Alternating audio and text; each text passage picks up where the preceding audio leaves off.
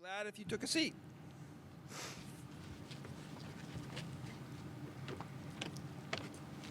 Welcome to this beautiful day in Cleveland.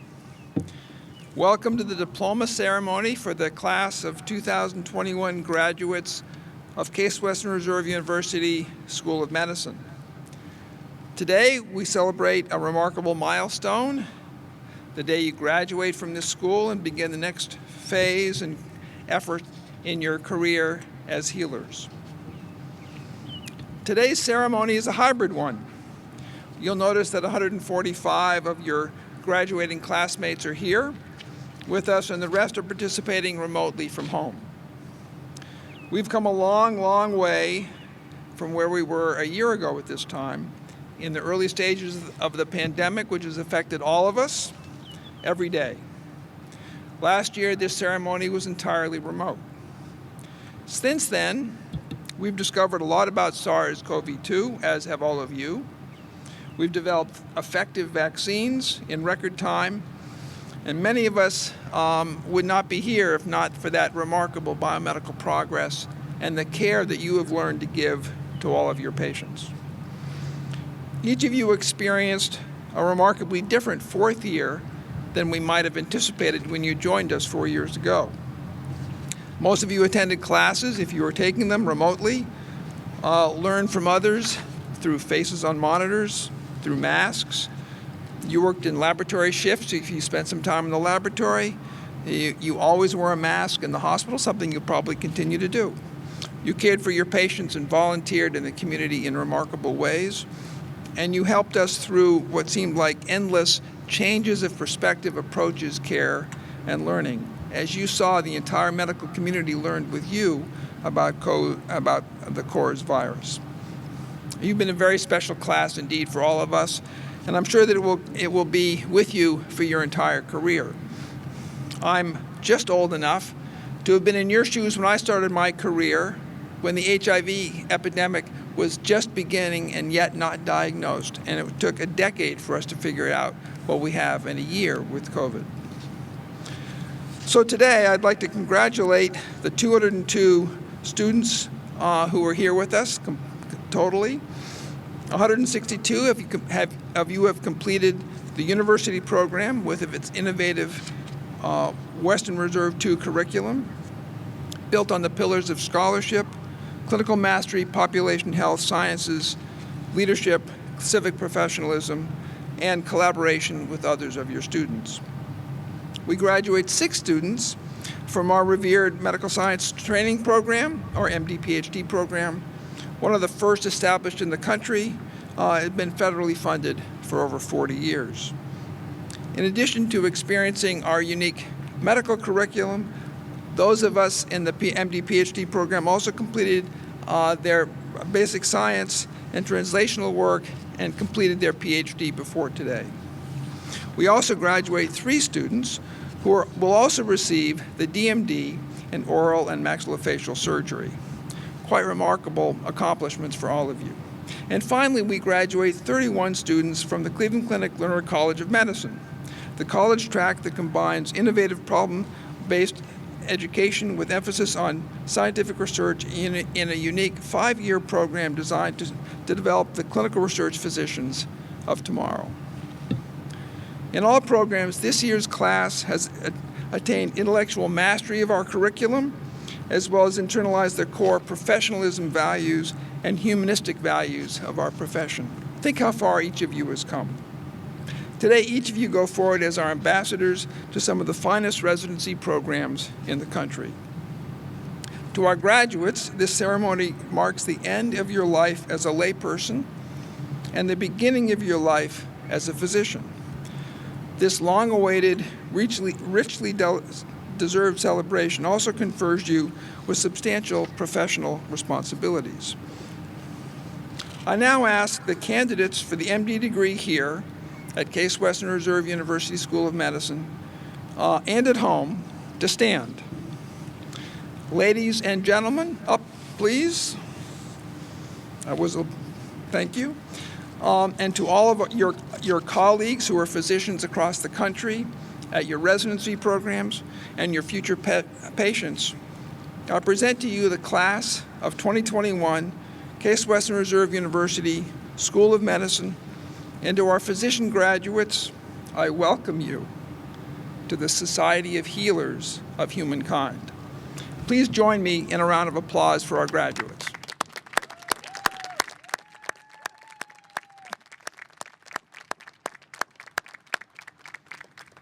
And I'll let you sit down. Thank you.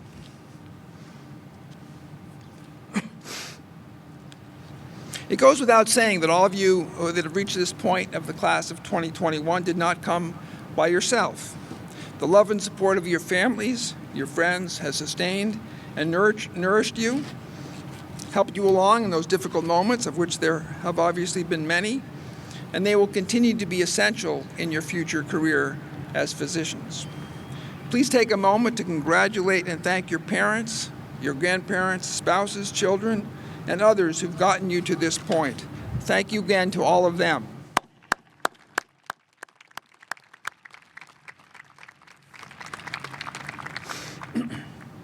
And of course, here we are at the School of Medicine. We could not possibly educate you properly without the incredible support and engagement of all those physician educators at our amazing affiliated hospitals. They provide to our students incredible opportunities for learning in your clerkships, in individual study, and engagements. Those clinical lessons have been engrossing, invigorating, and overwhelming at times, but they've brought you to this point, and we're very confident that you enter your first day as an intern, you'll be ready and up for the match. Here in Cleveland, it is quite remarkable that we have brought all of our world-class medical centers together so we can provide you with a remarkable patient-centered learning environment. So I'd like to introduce those institutional leaders at our affiliate hospitals. And please stand as I call your name. I'll start with Tom Maholovic, Chief Executive Officer and President of the Cleveland Clinic.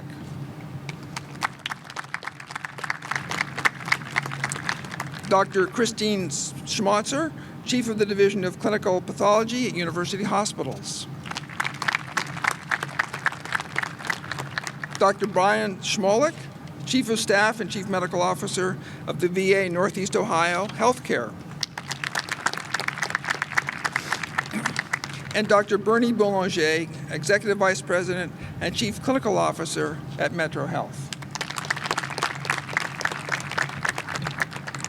Now, I know from interacting with each of these how incredibly dedicated they are to the medical education that you've just undertaken, and I want to personally thank them for their efforts to make sure that we provide you the most outstanding environment for medical education. But you need some structure to that education as well, and that comes from our leaders of medical education. And I'd like to introduce two who are particularly involved, one with the university program, one with the college program, and overall, Dr. Leah Logio, Vice Dean for Medical Education at the School of Medicine, and Bud Isaacson, Executive Dean for the Cleveland Clinic Lerner College of Medicine. I can safely say that none of you would be here without the incredible wise advice and perspectives of our leader of admissions of the School of Medicine, and I'd like to recognize Dr. Lena Mehta.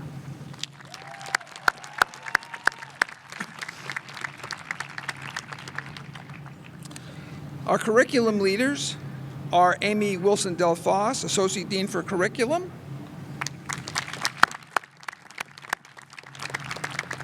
and Dr. Neil Mehta, Associate Dean for Curriculum Affairs at the Cleveland Clinic Lerner College of Medicine. And now let me move on to folks who you worked with commonly, frequently, who helped you write your letters to move on. And those are the society deans who offer incredible support and structure to the organization of our education program. Dr. Jill Azok of the Satcher Society.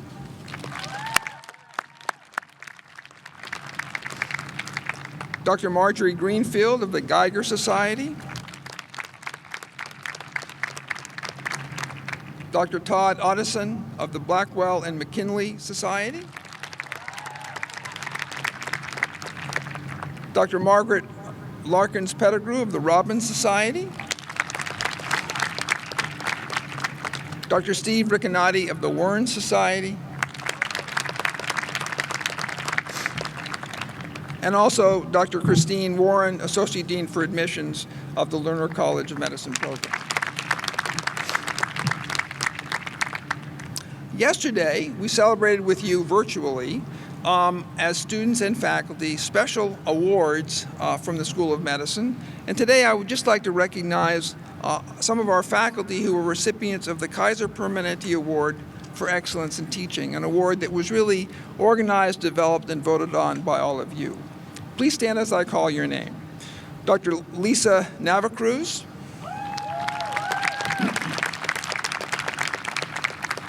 Thank you. Dr. Shatil Shah.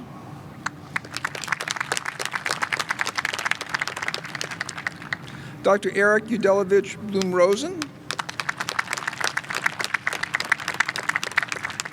And Dr. Arsenal Derakashan, who can't be here with us today. Thank you. And I'd also like to announce the 2021 Gender Equity Award recipient, who is Dr. Tara Karimloo. Thank you.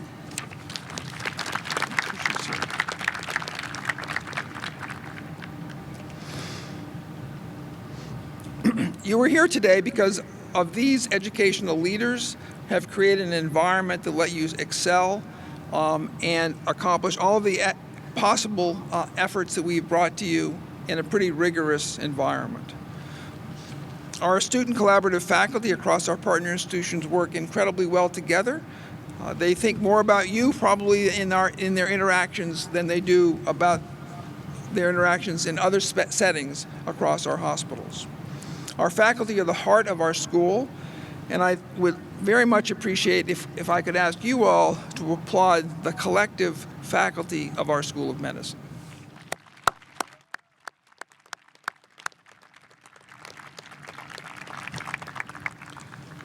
It is now my honor and privilege to invite Dr. Tommy Maholovic to the podium to offer his thoughts about educating physicians for clinical research in these incredibly challenging times. I get to tell you a little bit about him.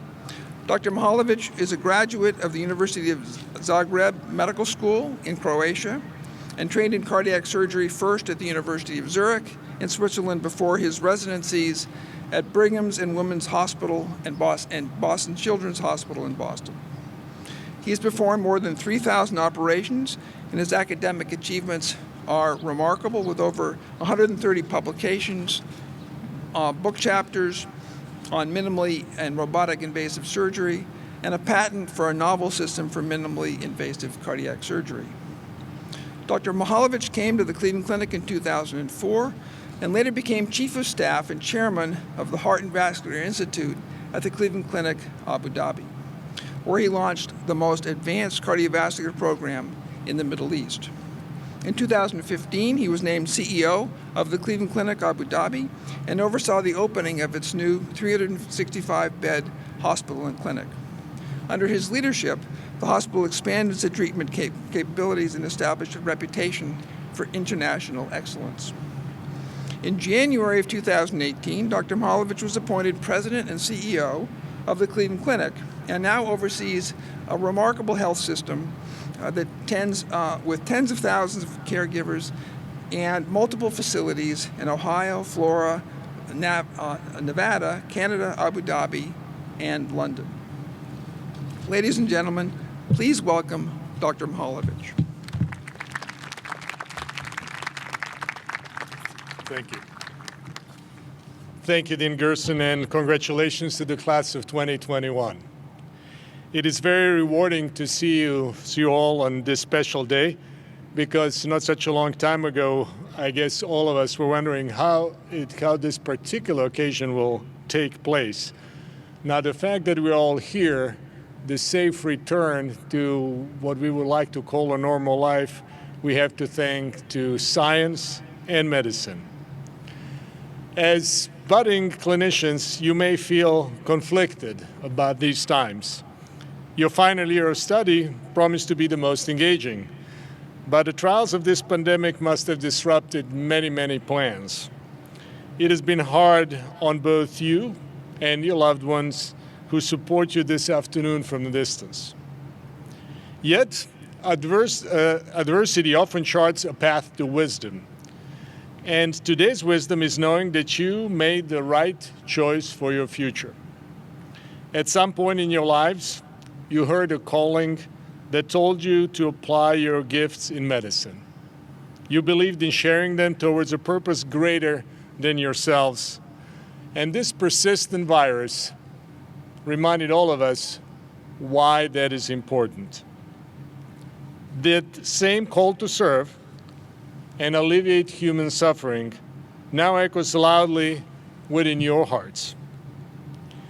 It is why I am so proud of this class and what you have all achieved. You did not sit idle while our city responded to COVID-19. Instead, you were guided by a sense of responsibility. So here's what I observed. When the crisis arrived, you were among the first to ask, "How can I help?" Isolated from your peers, you checked on each other's well-being and found new ways to fortify bonds. And as public health confronted racial disparities, you advocated for meaningful change. Courage, sacrifice, and hard work are leadership traits. You bring them all to what comes next in residency. Society needs its physicians to be role models. We take an oath that commits us to truth and doing good. This is what makes healthcare the noblest profession, and it will challenge you to be your best every day in service to your patients, in service to one another, and in service to humanity. Where others seek comfort, you will be asked to give more of yourselves for your patients and your communities. But you will not be alone. You have chosen a career where you can say, "I am a part of the team. We do something that truly matters." Very few people can come after a long day of hard work back to their loved ones, to their homes, and look themselves in the mirror and say, "Today I did something that really, really matters." You will be able to say it for every day for the rest of your professional career. But you are going to be the part of the team. And the team includes not only physicians, but also our nursing colleagues, technicians, as well as a patient and their family. At Cleveland Clinic, this is how we have been organized since 1921. Now, as we celebrate our first 100 years, the collaboration in medicine is being hailed as a new concept. Yet, this concept was with us from the very beginning. That is the only way forward. We teach this principle at our Lerner College of Medicine.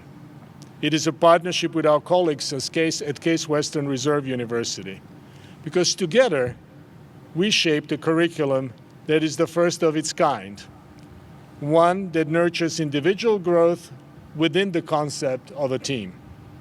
Our goal is to prepare physician investigators who will continue the mission of Cleveland Clinic, caring for life, researching for health, and educating those who serve. Lerner College graduates are impressive.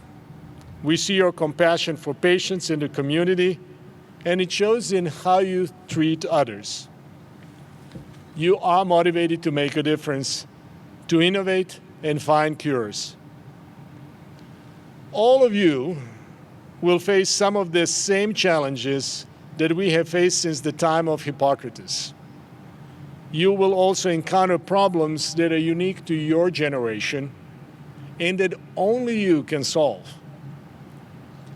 It could be you who prevents the next pandemic, heals chronic disease, or finds cure for cancer. There are tremendous opportunities ahead. If we have learned anything from current events, is that there are always reasons for optimism. There are always reasons for hope. And you are the future of healthcare.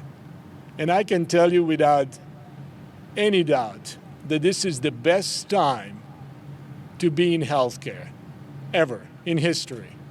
you have such a wonderful opportunity to make a difference, not only in your lives, but in lives of countless other people. Now remember, please, to thank your teachers, your families, and your loved ones. They will always support you.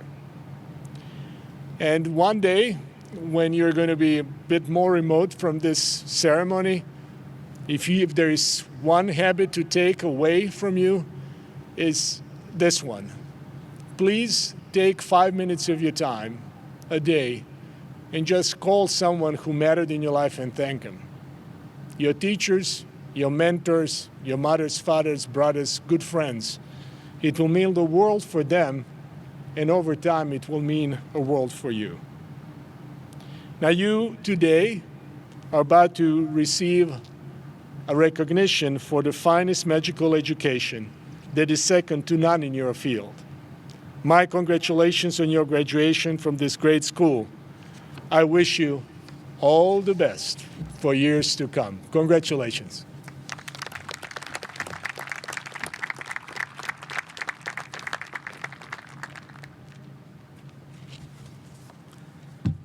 Dr. Maholovic, thank you very much for those incredible and encouraging remarks. And find those 5 minutes, folks. I'd now like to move on to our keynote speaker, Dr. Robert Haney. Now, you asked for Dr. Haney, and I'm really glad that you did, because there is no one better for these times than for us to recount and revisit with Dr. Robert Haney. He's our very own. He's a retired Associate Dean of Case Western Reserve University School of Medicine. He's Associate Dean Emeritus for Student Affairs and was the founding Dean of the Robbins Society. His own work specialized in obesity and hypertension and has been aimed at assisting and supporting those underserved due to class, racial barriers in our community.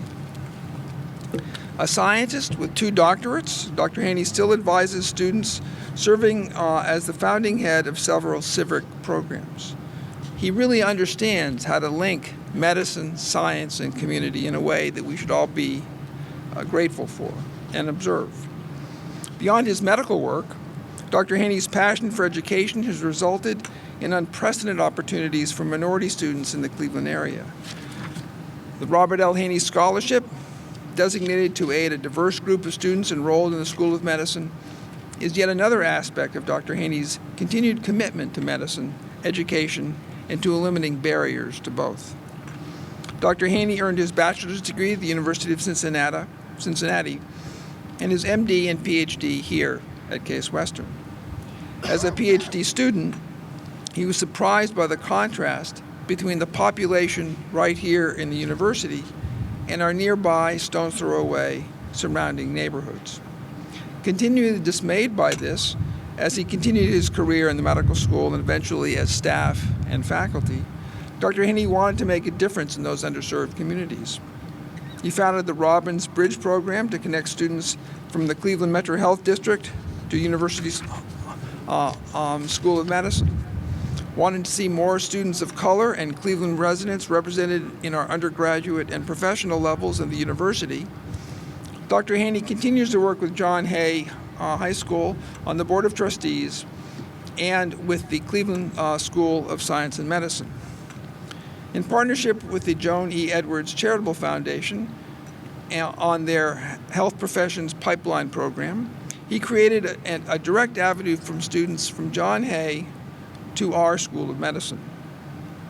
Dr. Haney also founded the Four Corners Project, working with the Bolton Elementary School, the Cuyahoga County Juvenile Justice System, University Hospitals Olaus Moss Junior Health Center, and the Olivet Institutional Baptist Church in the Fairfax neighborhood, again right around the corner, to improve the quality of life in the neighborhood and aid the students in Cleveland Metropolitan Schools. In every aspect of his life and his career, Dr. Haney seeks equity, equality, and justice in education and medicine. Much like the man himself, the kindness and passion Dr. Haney has come to be known for is infectious. He knows how to move the needle, and that is why you requested to visit with him again today. it is my great honor to bring to the podium Dr. Robert Haney for our keynote address.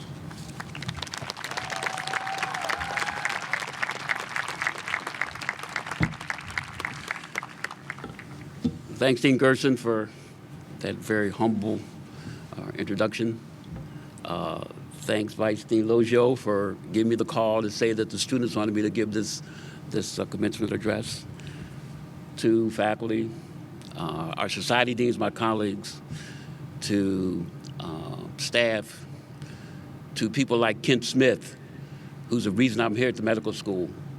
When Mount Sinai was closing, Kent Smith said, "Come join me." I said, "You guys have too many meetings, and when I hear the word retreat, that's what I do." He says, "I promise you, I won't seek any retreats." I said, "Okay, Ken. Okay, then I'll come." And that was 17 years I spent with Dr. Smith, and those 17 years I look fondly upon. Now, you go back 43 years ago, when I was sitting in one of your chairs at Severance, and I was thinking about what's going to happen to me in a month. And I thought about what I was going to talk about was making transitions. And I'm going to give you two. There are more than that, but Dr. Ignati told me to keep it short. All right, so there are two. All right. The first major transition happened when I was a third-year medical student at University Hospitals and early clerkship, and the resident says that weekly we have rounds with the neurologist who was well-renowned. His name was Joe Foley. And there are faculty here who remember Dr. Foley. And neurosciences was probably one of my weakest areas for physical diagnosis. And I said, here we're going to meet with this world-renowned neuroscientist. One of my weakest areas, I'm going to look not very intelligent. When we sat down with Dr. Foley, he says, "Ladies and gentlemen, I want to make one thing perfectly clear." And I said, "Oh, this is going to be bad." He says, "My name is Joe Foley, but I was not named after that catheter." And we could not stop laughing. He knew how to take the edge off. He says, "Before we go see patients, I want to tell you about the profession that you're involved with." He said, "There are three professions that you're called to do. These are not jobs, these are professions." He said, number one, a person of the cloth who brings the word. Number two, a physician who brings the works. And number three, a teacher who brings the wisdom. He said it's the word, the works, and the wisdom. He said, so let's go about bringing the words. And we went to this patient's room, and the first thing Dr. Foley said, first find a seat, he didn't like hovering, and he took the patient's hand, and he said, "Mrs. So-and-so, how can I make this a better day for you?" He said, "I'm Dr. Joe Foley, how can I make this a better day for you?" She says, "I'd like a glass of iced tea."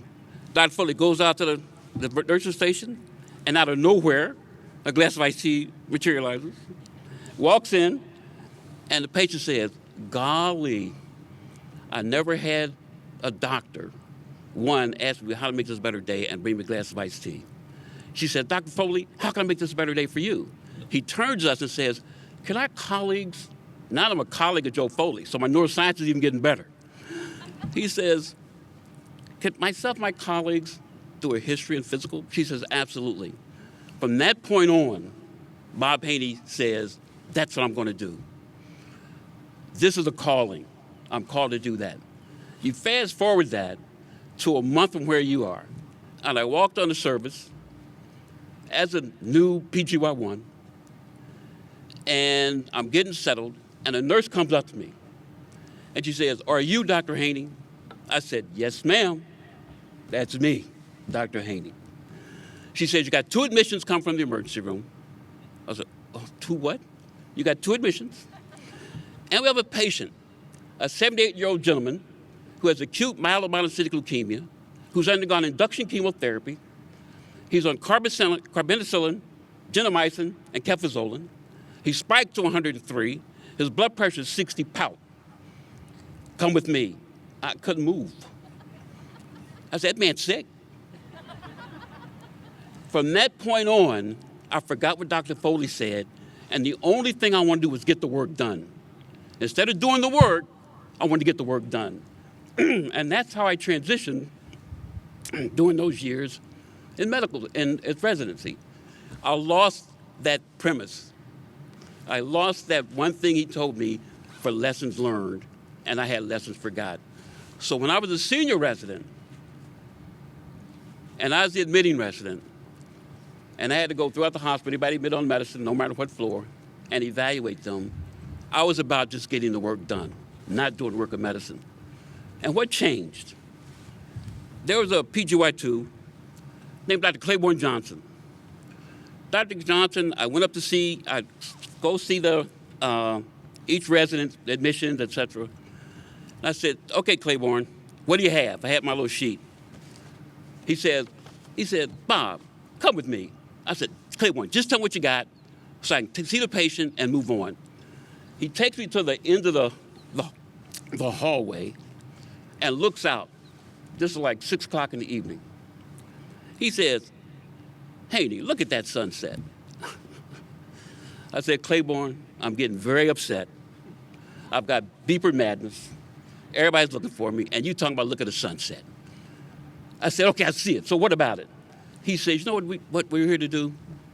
He says, we're here to make sure the sun doesn't set on any patients while we're here seeing these patients this evening. That's what we're here to do. I said, okay, fine, Claiborne, now give me what you got. So we went through these things, I go through these. And so I start rounding, and I come back about 9 o'clock that evening to check on Dr. Johnson. And I asked the nurse, I said, where's Dr. Johnson? Said, he's in room 10 by the door. As I'm walking to room 10 by the door, I hear him reading. And I stop. And he was reading, from the Bible. And he was reading the 23rd Psalm.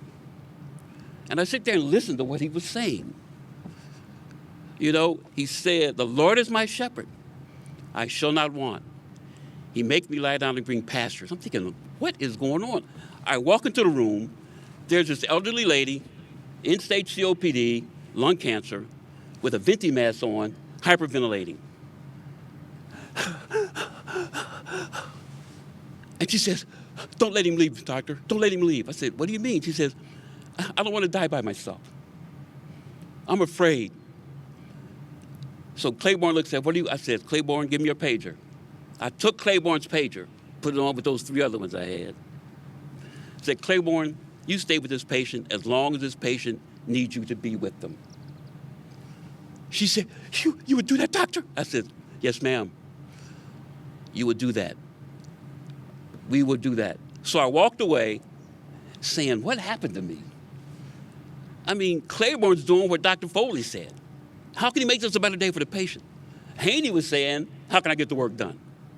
So from that point on, that evening, I totally changed. So I come back at midnight. Now, Claiborne was not sick, but the patient was singing. Can you believe she was singing? And what was she singing? Precious Lord, take my hand. Lead me on. Let me stand. I am tired. I am weak. I am worn.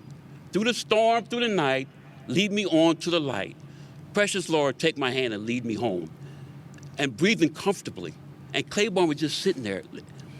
And she said, doctor, I said, I was just checking. And I left. Came back 3 in the morning. Claiborne was asleep. The patient was asleep. So I left him alone.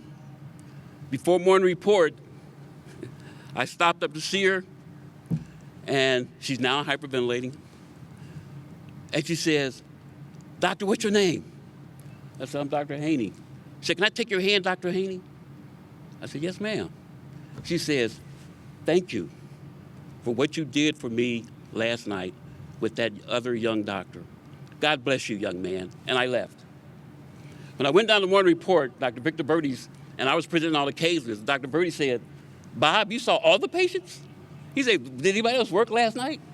I said, no, doc. I said, Dr. Johnson gave me my marching orders. He said, our job was to make sure that no one was going to have the sun set on them while we were in charge of the hospital. So at noon, I went up to see the patient, and the bed was empty. Asked the nurse. She said she died about an hour ago. while the sun was up. And what I did, I sat down and wept. I just cried. I said, what happened to me? I said, what happens to us in these settings where you got a lot coming at you, lots of responsibility, and I'd forgotten what Dr. Foley had said to me. So that was a lesson we learned through Dr. Claiborne Johnson, all right? So I relearned that lesson. So then, when I became an attending, a program director, and a division chief, what we would do at Morning Report is everybody who was admitted to the hospital that evening, myself and my two chief residents went to visit the patient. And the first thing one of us would do is take the patient's hand. And you know what we'd say? How can we make this a better day for you? And you could be amazed that no one had said that. And so this is what everybody knew we were going to do. And I guess one lady that we went to see, husband was an attorney from New York. Her son was an attorney from New York, and he was in visiting. And she told him about these doctors, and the first thing they said was, how can we make this a better day for you? And she said, one is this tall, skinny guy, had a nice afro. I'm telling you something, you missed the fro. I missed the fro too. That nice afro, that nice puffed hair.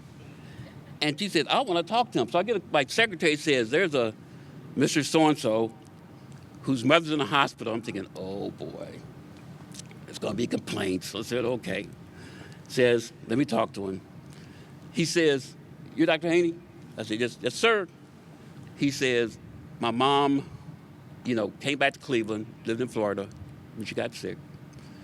And she said she'd been hospitalized multiple times in Florida, but she said no one had ever came up to her and she says, I'd like to do a story on you. I said, what is that? He says, there's a case in New York called Libby Zion. I don't know how many of you folks remember the Libby Zion case. Us older folks remember Libby Zion, but maybe some of the young folks don't remember Libby Zion. Young lady who died, and the whole issue about contact hours for house staff, were they in training, were they real doctors, et cetera. And he says, I'm going to write an article, and the title of the article was The Essence of a Teaching Hospital. I love that term, the essence of a teaching hospital. And it's a reflection that folks don't know that the work that we do is not only hard and demanding, but the humility that gets involved with respect to taking care of a patient. He says, Dr. Haney, they say methods of science and an art. I said, absolutely. I said, the science is up here, the art is right here. The art rhymes with heart. Art rhymes with heart. And I said, that's what we try to, in part, we take care of people who are very sick. So the essence of a teaching hospital, and I sent that to my mom, she kept that until the day she died, about how we take care of patients. So as an attending, I use what Dr. Foley had said. As an attending, I used what Dr. Foley had said. Also, what happened was when there was a problem in the hospital, there's currently one of my former interns who's the president of a hospital, and he was on a service, it wasn't my service, and he needed to do a spinal tap. And he called me and said, Bob, would you help me do the spinal tap? I said, absolutely, I'll go spinal tap. I said, where's your resident? He said, at this point in my career, I should know how to do a spinal tap. I said, I'll talk to him. So he did the spinal tap, went to talk to the resident. I said, if your resident ever calls you, your intern, you get your butt over there. They say they needed help, that's what we do. Because I didn't want one of my residents or my house staff afraid to ask for help. That is not a sign of weakness. It's a sign of strength. And if you run into somebody who says, you should know that by now, just call Bob Haney. I'd be glad to talk to whoever that is that says that to you. So that was as an attending, all right? Now, one thing that all new house staff heard from Bob Haney was my KFC equation. Some of you heard about Bob Haney's KFC equation. And I said, what does KFC stand for? Nobody would say a word. I said, what have we done in medicine? I said, look, folks, this is not a trick question. What does KFC stand for? Nobody said a word. Then this little intern did like this. He says, Kentucky Fried Chicken? I said, yeah. Then everybody said, oh, that's what he's talking about. What have we done? What have we done? I said, Now, medicine's fast food. It comes to you very fast. The K is knowledge, and that's what we're here to help you with. None of us have a complete package when it comes to knowledge. Many of you are worried, do I know enough to take care of somebody? We'll help you with that. The F is follow through. You know, if you say you're going to do something, you better do it. There's no such thing as I got too busy, I didn't have a chance to do it. And the C is credibility. If you said you did it, you better have done it. And so I left it with that, and I was out in San Francisco a few years ago, and I ran into one of my former residents who's a nephrologist, and he said, "Doc, KFC." I said, "Kentucky Fried Chicken." He said, "Nah, knowledge, follow through, and credibility." All right. The second thing, remember, you can make your name with an all-1 grant, but you make your fame at the bedside. That's where you make your fame, is at the bedside, taking care of people. And finally, when it all comes down to the very end, when the end of your career is approaching and you're at the beginning of your career, how are you going to be judged? How are all of us going to be judged? By these three groups. Number one, the elderly at the twilight of life.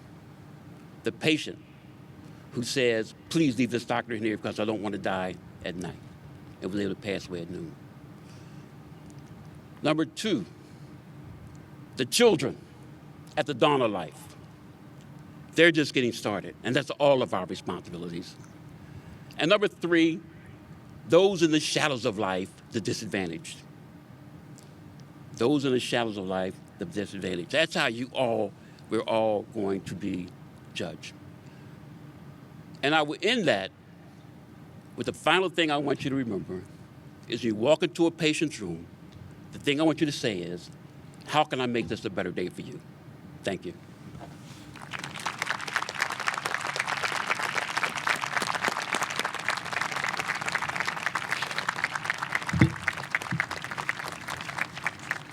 Dr. Haney, thank you for those incredible remarks and for all that you've done for our school, for our classes, for our students and our community. You have been an absolutely steadfast champion for diversity, inclusive excellence, and your principles which come at us strong and hard. And I appreciate all of your comments. So I bet you're all wondering what's going to happen next. So I think it's time to pass out some diplomas. Now that you're all comfortable in your seats, I'm going to get you to stretch up a little bit. I'm going to ask Drs. Leah Logio, Bud Isaacson, and Lena Meda to take their places. The society deans as well will move off to their locations. And I'm going to ask that Lena come to the podium to introduce our graduates, and then we're going to start bringing up our students. So I'm not in charge of the student line, but somebody's going to figure out how and when they go. Here we go. All right. Graduates, please come forward as I call your name. If you're joining us virtually, congratulations. Make sure you enjoy this moment. Dr. Graham Atkinson. You guys can clap if you want. Dr. Scott Andrew Weirden. Dr. Michael Annunziata.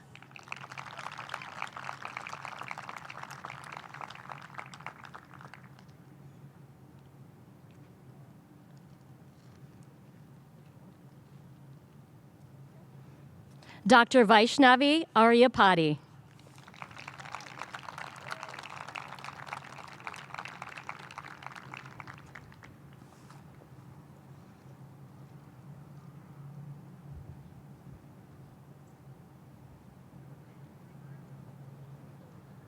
Dr. Jessica Asurwatham.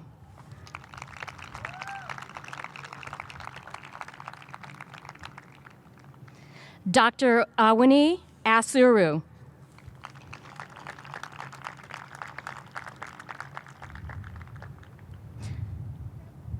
Dr. Karam Otley.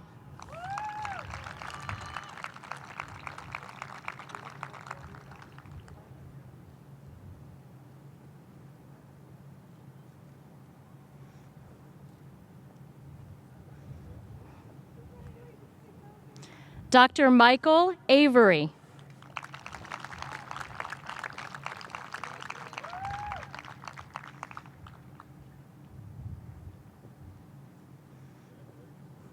Dr. Zoe Balabin-Feld.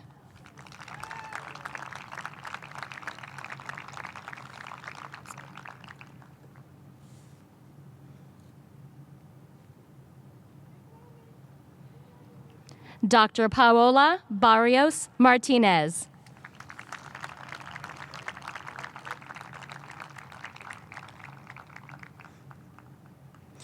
Dr. Kevin Beal.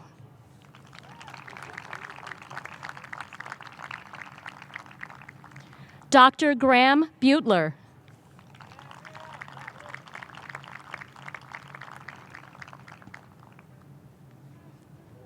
Dr. Sayuli Bide.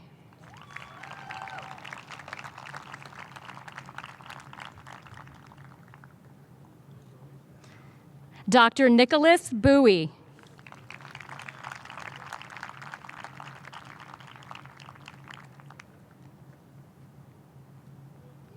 Dr. Andrea Boyd Tressler.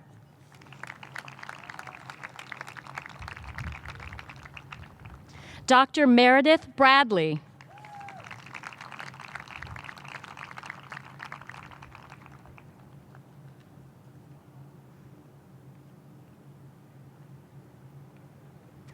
Dr. Sumit Brower.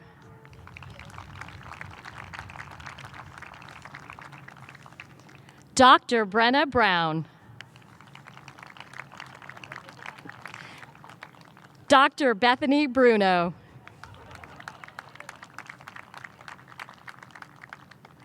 Dr. Shem Bowie.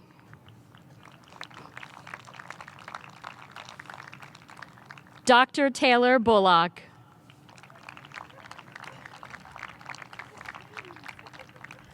Dr. Hunter Burrow.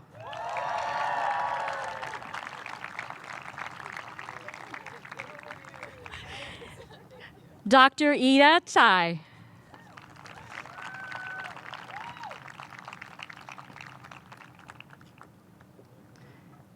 Dr. Carolyn Chang.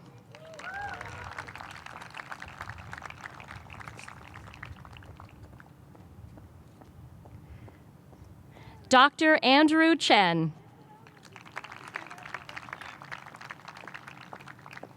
Dr. Lydia Chen.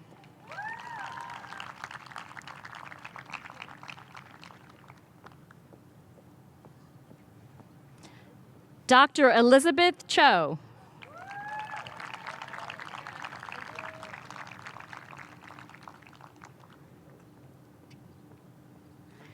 Dr. Clara Chu.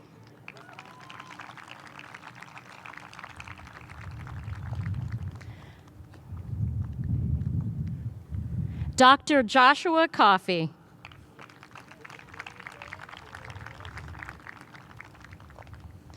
Dr. Jessica Cooper Ryder.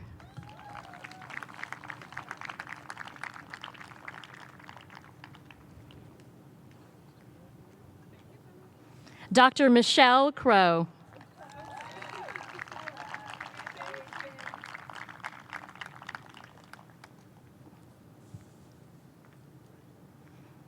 Dr. Eric Kerfman.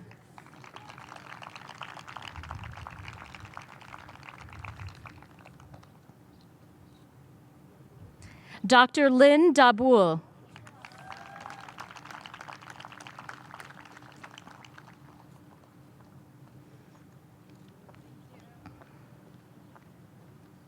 Dr. Ayana Dambayeva.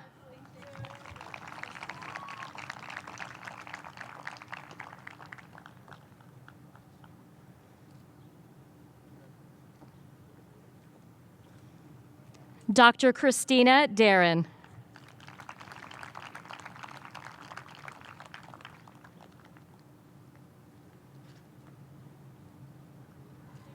Dr. Luke Dark Fleury.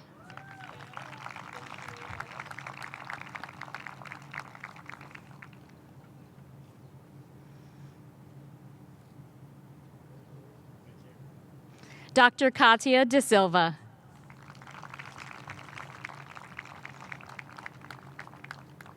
Dr. Solanas De La Serna.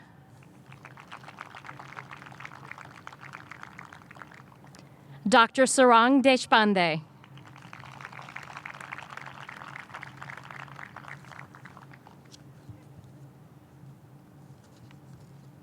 Dr. Timon Dixon.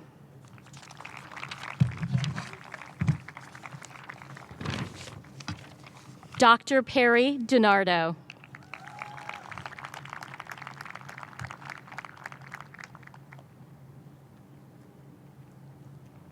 Dr. Christine Doherty.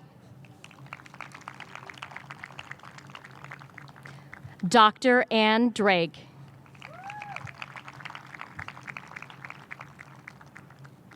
Dr. Aaron Driscoll.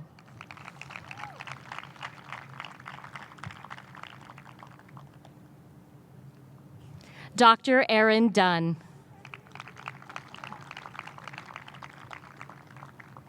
Dr. Angelica Ahioba.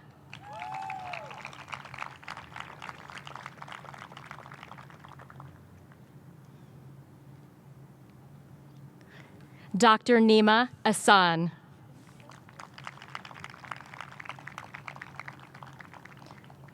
Dr. Anna Eversman.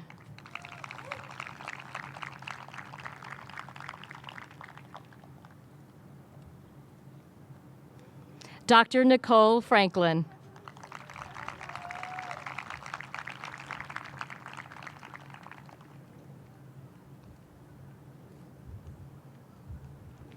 Dr. Harvey Freitag.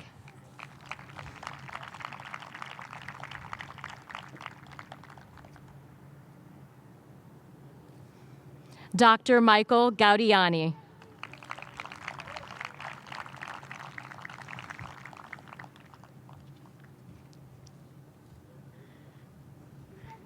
Dr. Christina Gerges.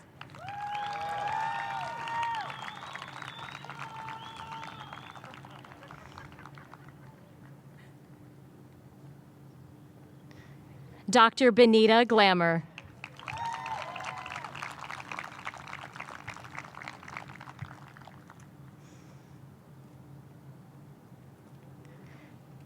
Dr. Joshua Golubovsky.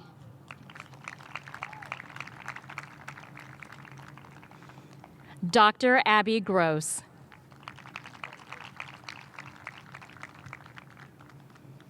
Dr. Hannah Groveman.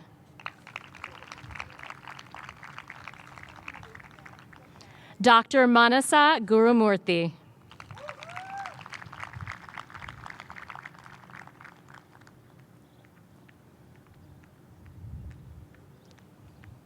Dr. Brian Hare.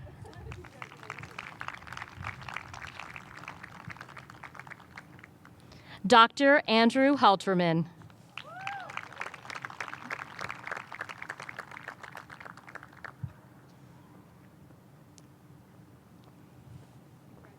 Dr. Zhe-Yi Han.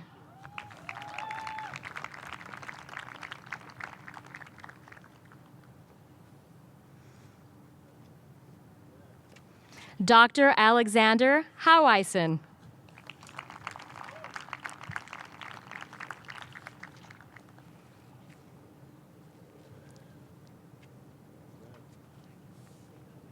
Dr. Daniel Hawkins.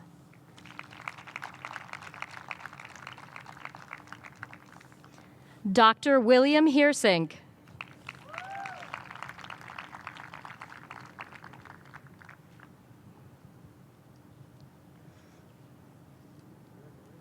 Dr. Mary Hennekeys.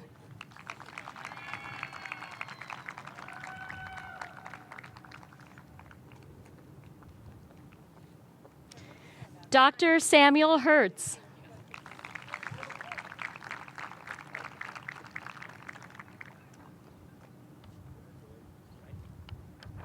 Dr. Kayla Hicks.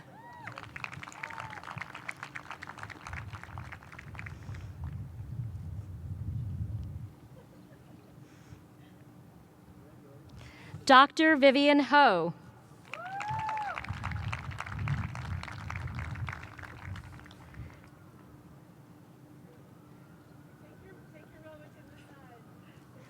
Dr. Adriana Hoffman.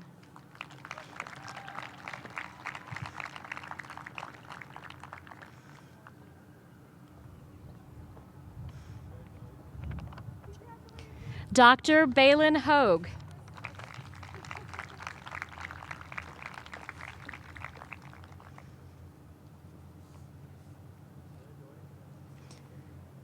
Dr. Brendan Holmes.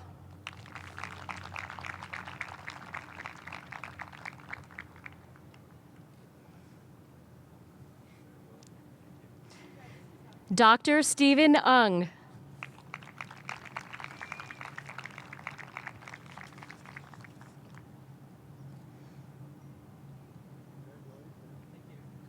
Dr. Andrea Kwan Nguyen.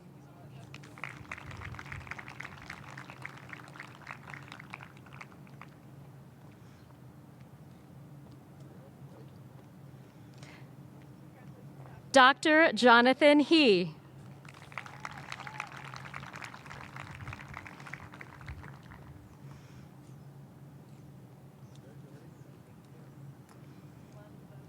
Dr. Evelyn Ilori.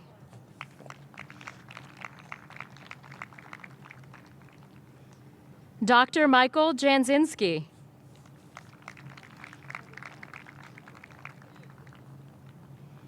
Dr. Elizabeth Jensen.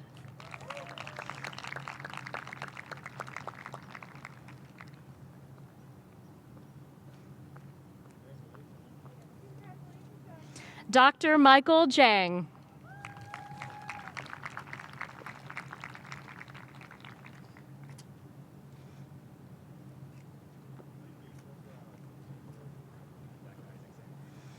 Dr. Julia Joseph.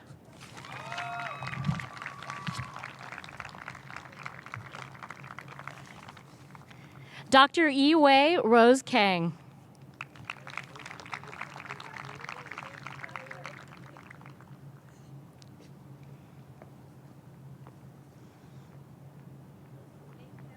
Dr. Jarrett Carnuta.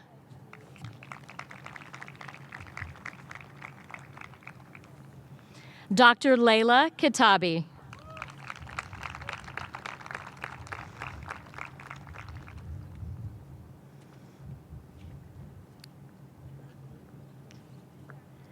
Dr. Nicole Keller.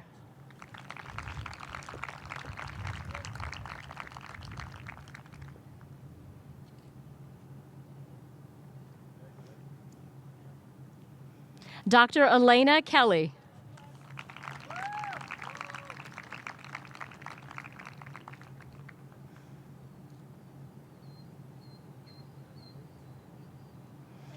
Dr. Rebecca Kelly.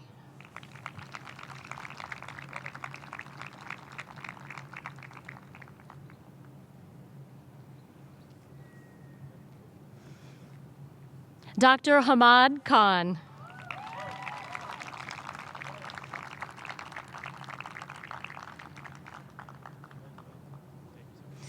Dr. Stephen Kimura.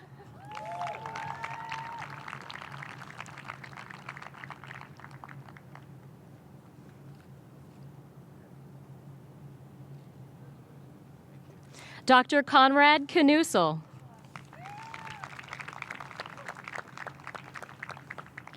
Dr. Ethan Krausby.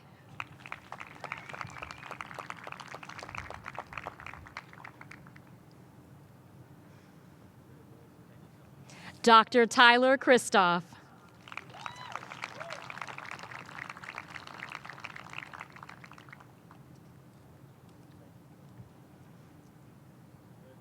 Dr. Sanjana Kumar.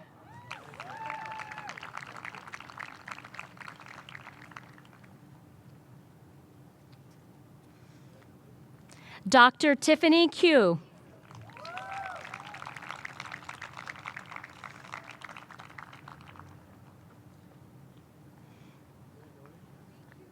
Dr. Lauren Larkin.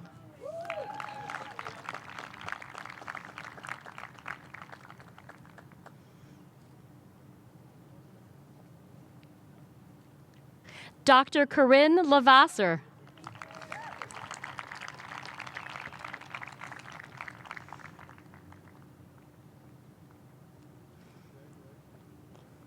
Dr. Lauren Lettingham.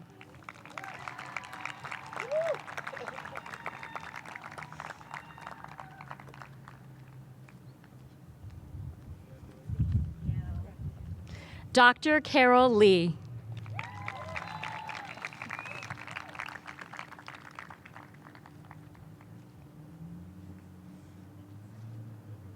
Dr. Chan-Mi Lee.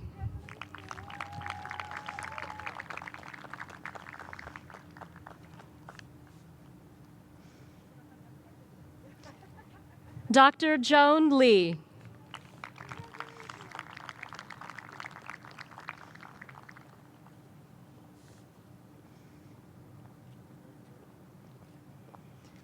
Dr. Joseph Lee.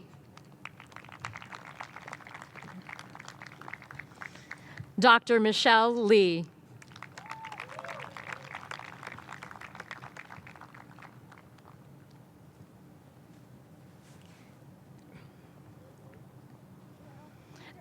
Dr. Kelly Liu.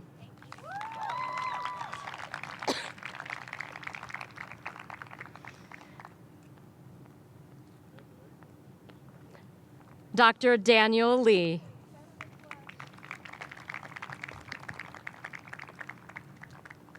Dr. Jae Yang Lee.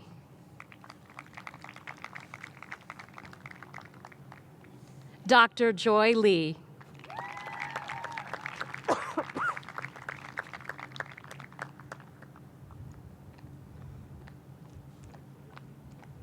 Dr. Lucas Lin.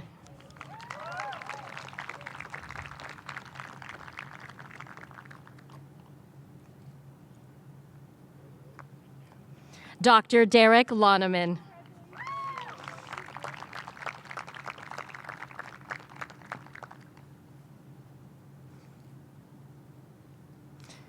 Dr. Dina Lowing. Dr. Peter Long.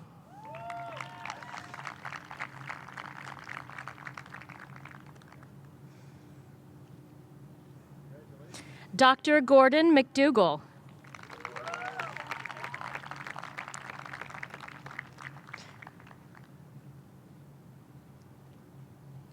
Dr. Nisha Malhotra.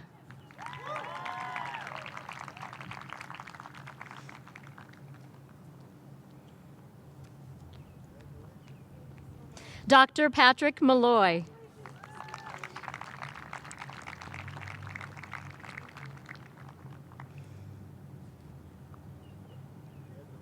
Dr. Emily Mara.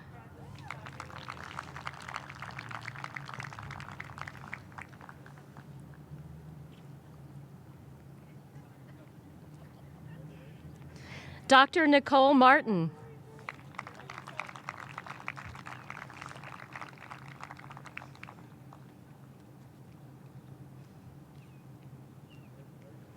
Dr. Talora Martin.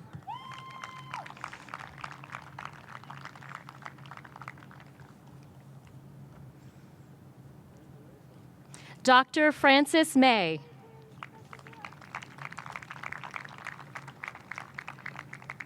Dr. John McVeigh.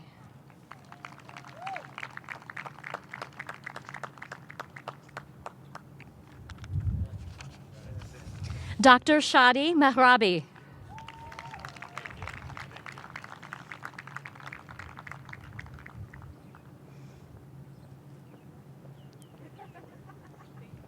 Dr. Adil Menon.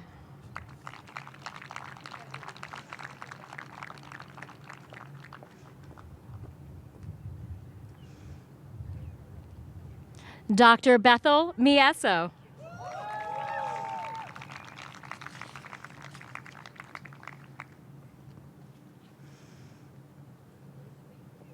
Dr. Charles Morris.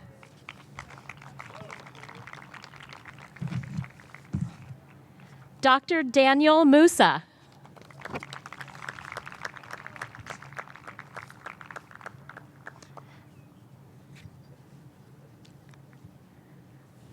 Dr. Sophia Murillo.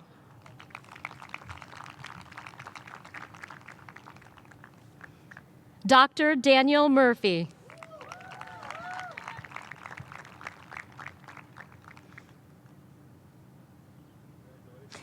Dr. Sarah Myers.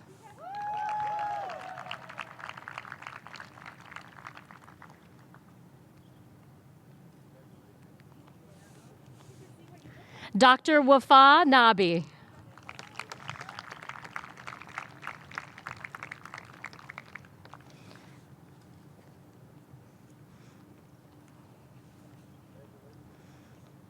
Dr. Maheen Nadim.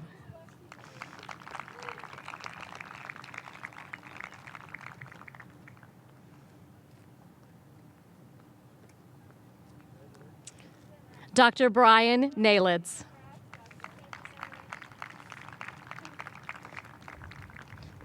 Dr. Imran Naheen.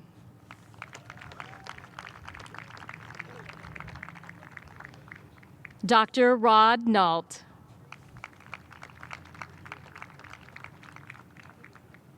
Dr. An Nguyen.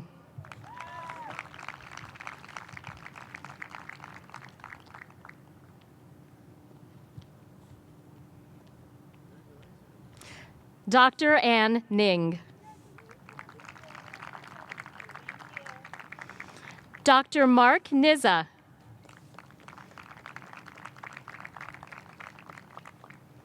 Dr. Jonathan Nutt.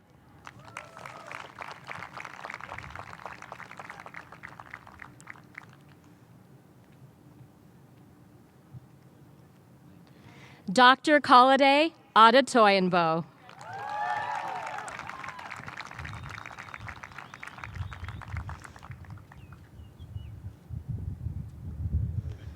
Dr. Daisy Ogede.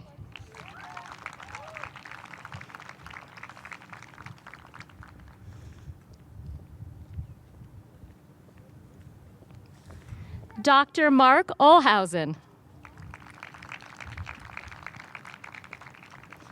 Dr. Megan Opatrany.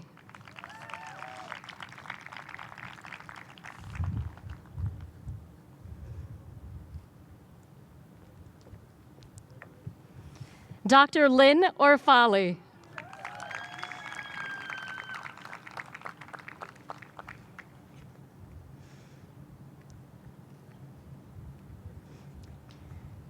Dr. Andrew Paliobase.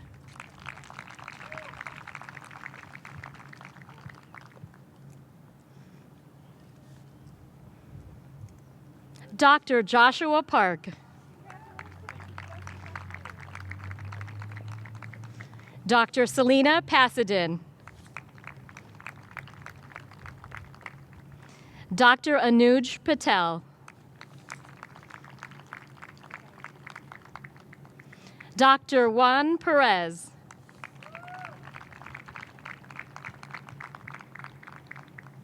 Dr. Elizabeth Peterson.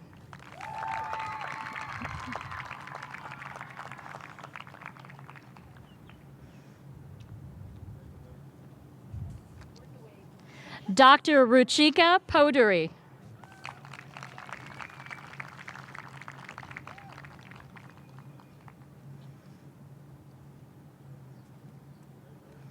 Dr. Sarah Puryear.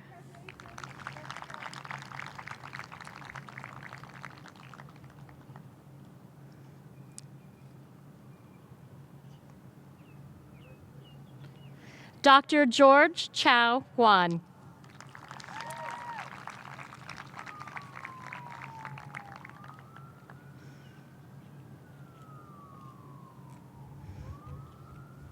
Dr. Hamza Qureshi.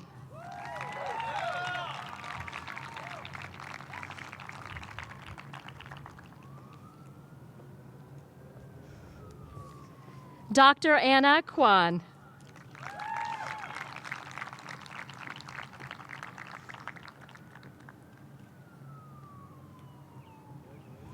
Dr. Jeffrey Rabinowitz.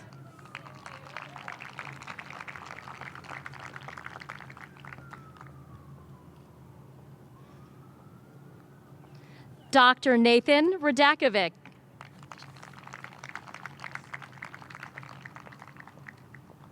Dr. Farah Rahman.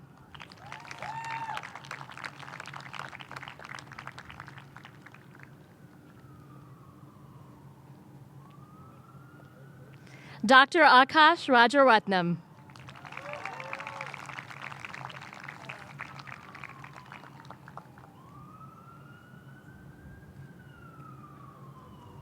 Dr. Sanjay Rao.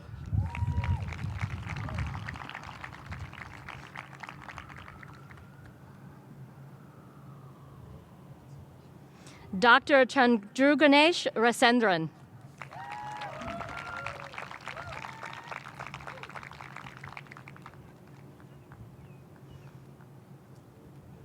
Dr. Sarah Redman.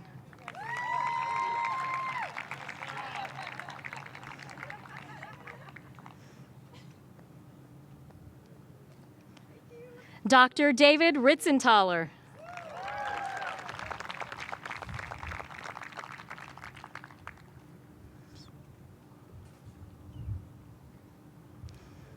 Dr. Trenton Rivera.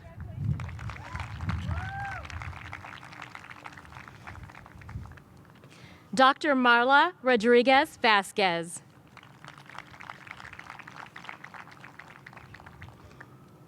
Dr. Andrew Ronald.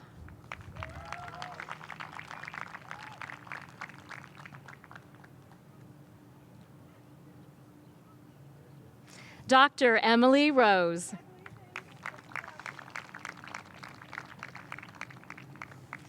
Dr. Nikki Rossetti.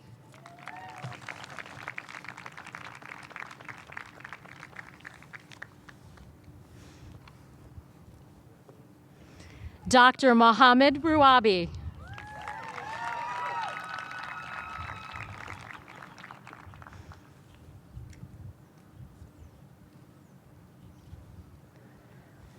Dr. Jeremy Rothberg.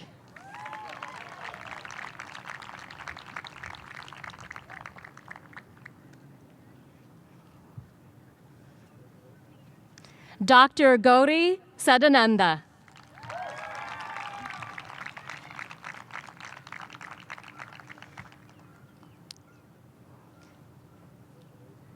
Dr. Maxwell Scher.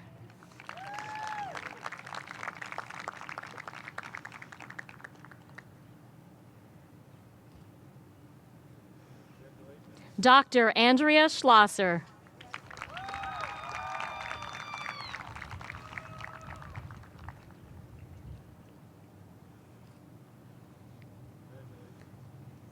Dr. Jeffrey Sedor.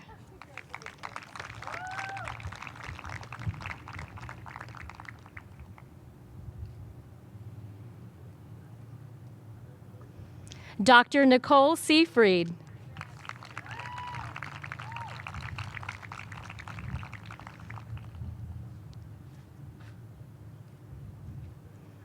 Dr. Jianying Xiao.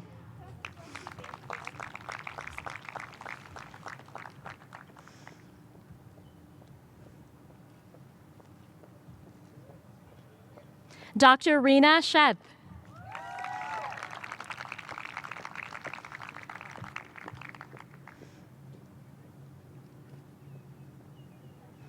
Dr. David Sin.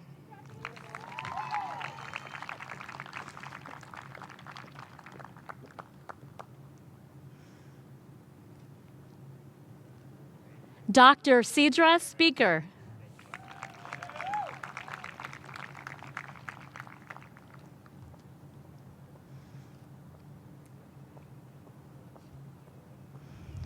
Dr. Sudarshan Srinivasan.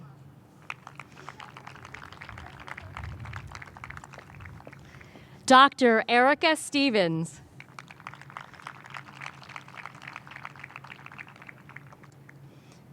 Dr. Colin Stomberski.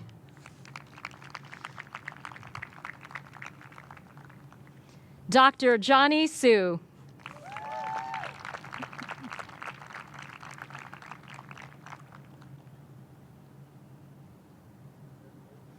Dr. Shweta Sudhakar.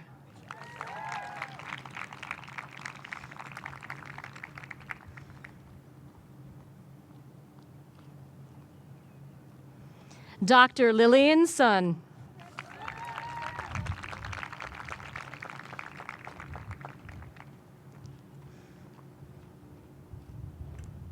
Dr. Shri Sundaresh.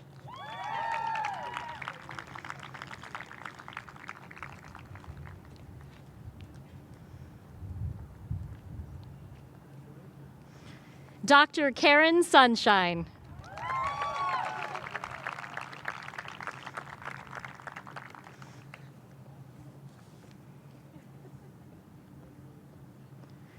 Dr. Gloria Tavera.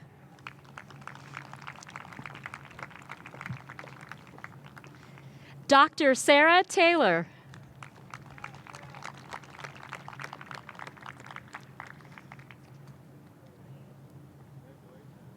Dr. Jason Toplensky.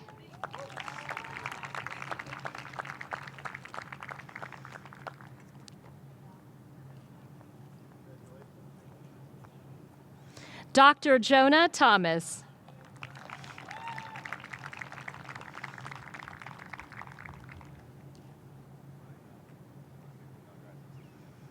Dr. Tito Thomas.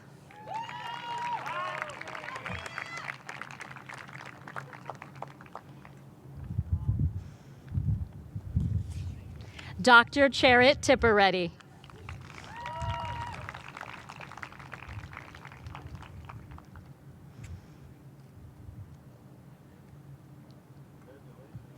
Dr. Raghav Tripathi.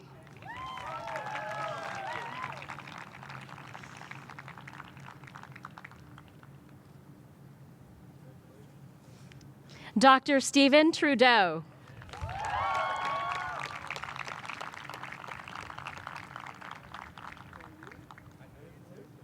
Dr. Tiffany Trong.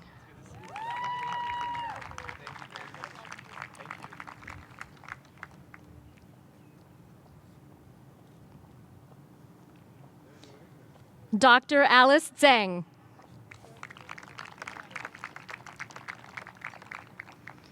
Dr. Satawart Upadhyay.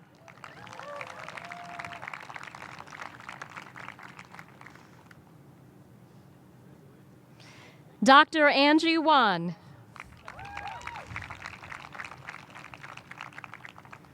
Dr. Jacqueline Wong.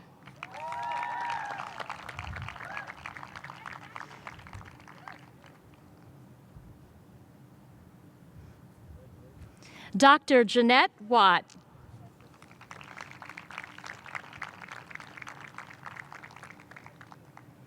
Dr. David Watson.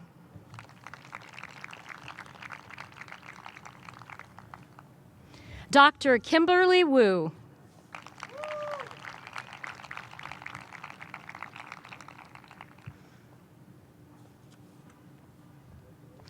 Dr. Tiffany Wu.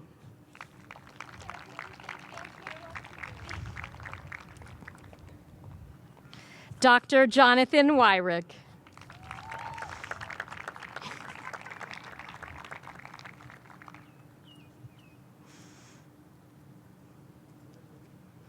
Dr. Jimmy Yao.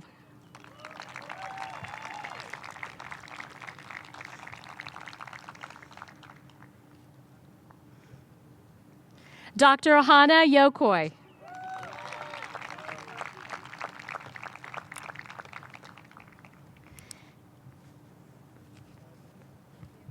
Dr. Leanne Young.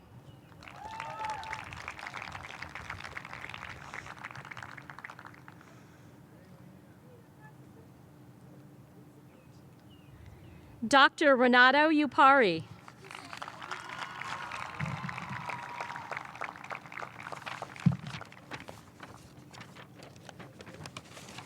Dr. Liba Zia.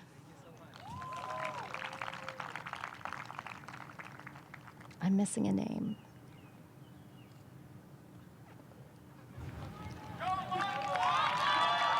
I'm missing a name.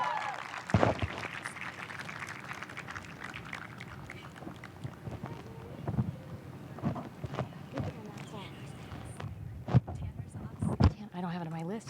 Dr. Tanner Zoss.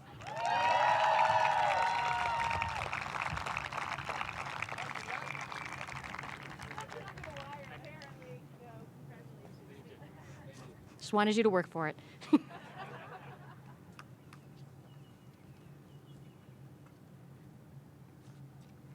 Congratulations, graduates!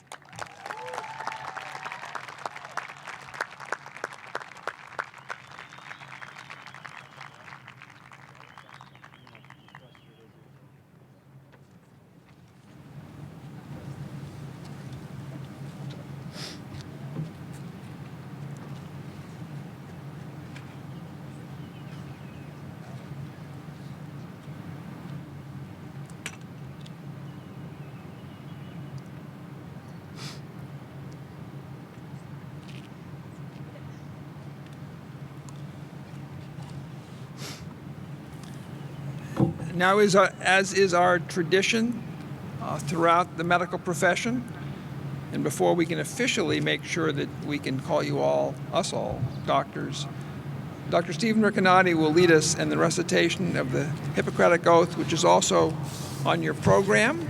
Please follow along. Dr. Riccinati.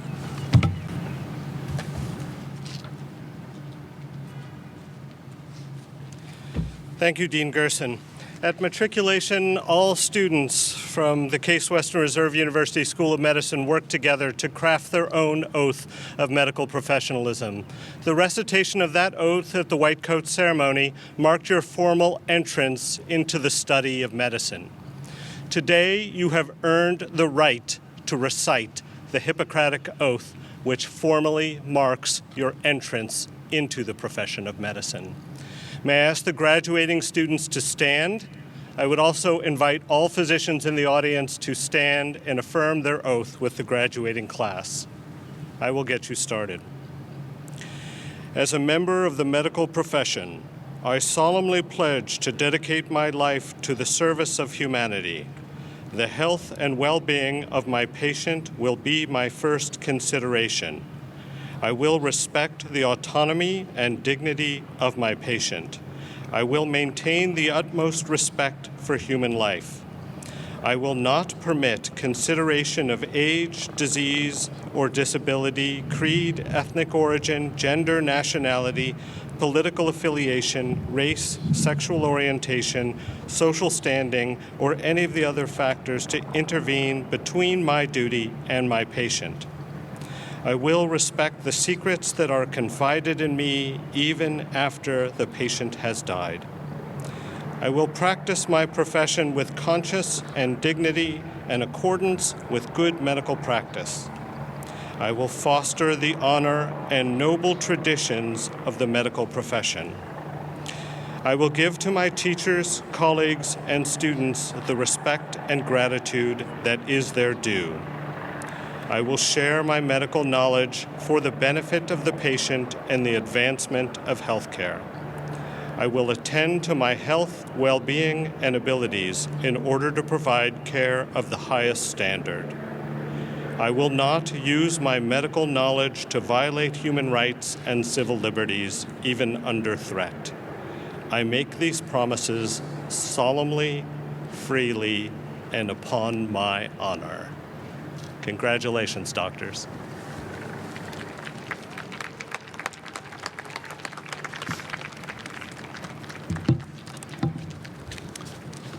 I will let you sit one more time. Thank you.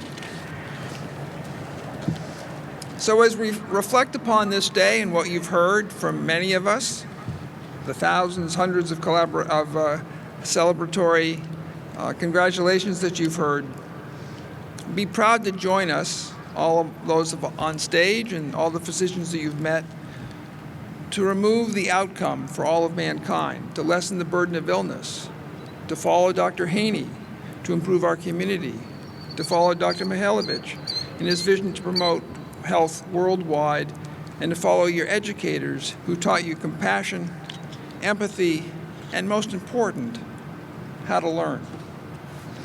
Whether you focus on research, subspecialty care, primary care, focus on disease or wellness, patient care or public health, your class has witnessed a tumultuous year like no other, and your charge is to make the world better and lives easier. Don't hold back, go for it, and keep us here at the School of Medicine in mind as you do. Some of you will see us in a few weeks when you come back to start your residency, and others when you return for a future reunion. As we've been training minds, we've kept you in mind as well, because we've tried to instill with you our respect for honor and integrity in everything we do. As you begin the next phase of your education and you're going about your day, take a moment to think about making a difference, using the skills you've learned here to think big and to impact your world. To our newest physician colleagues, the doctors of the class of 2021, I wish you all the best and congratulations. This will end our formal remarks, but before you go, we're going to have the platform group come down, and we'll all stand up for a photo, which will be just as we did this last spring when we had a drone photo outside. We're going to come down and stand up in front of you, and hold on, you'll see a drone up there, and we'll all shake and wave. We'll be right down. Thank you.